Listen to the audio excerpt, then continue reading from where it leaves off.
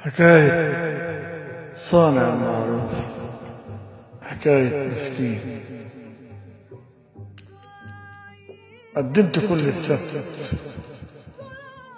والحد ما عرفتوش، وبقيت في حالة كبت ولا حد جاني بشوش. الكل له مصلحة تخلص ما اشوف وشه، من جيت اعدي عليه يدارى ولا شوفهوش. كان من يومين عندي يشكي ويصيح عندي، ويقول هموم بتزيد والكل بقى مغشوش. كان من يومين عندي يشكي ويصيح عندي، ويقول هموم بتزيد والكل بقى مغشوش. وترجى اكون وياه واشيل همومه معاه، وترجى اكون وياه واشيل همومه معاه. مديت بكل حنان واجهت ياما جيوش، مديت بكل حنان واجهت ياما جيوش. وتصفصفت لما فيش وبدأ صاحبنا يعيش، والهم زال وانزاح وشكرني وما شفتوش. صفصفت لما فيش وبدأ صاحبنا يعيش، والهم زال وانزاح وشكرني وما شفتوش.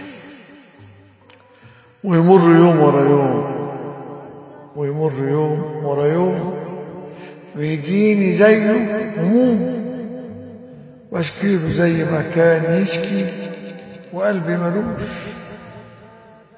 ويمر يوم ورا يوم ويجيني زيه هموم، واشكيله زي ما كان يشكي وقلبي ملوش. طبطب وقال بتهون، ربك تملي حنون، ارمي الهموم وادعيه غيره الأصيل ملهوش. طبطب وقال بتهون، ربك تملي حنون، ارمي الهموم وادعيه غيره الأصيل ملهوش. وسحبت رجلي أوام وصحيت من الأوهام، ورميت همولي عليه رب الكرم هيحوش. وسحبت رجلي أوام وصحيت من الأوهام، ورميت همولي عليه رب الكرم هيحوش. فين اللي خفت عليه وإيديا قبل إيديه كانت ولا زالت تدي اللي ما يستاهلوش؟ فين اللي خفت عليه وإيديا قبل إيديه كانت ولا زالت تدي اللي ما يستاهلوش؟ بيتك أكيد بيتك، بيتك أكيد بيتك، دول أولى ويا ريتك تفهم طبيعي الناس، الأصل ما يعدوش. بيتك أكيد بيتك، دول أولى ويا ريتك تفهم طبايع ناس، الأصل ما يعدوش. الشاعر جمال عبد الوهاب.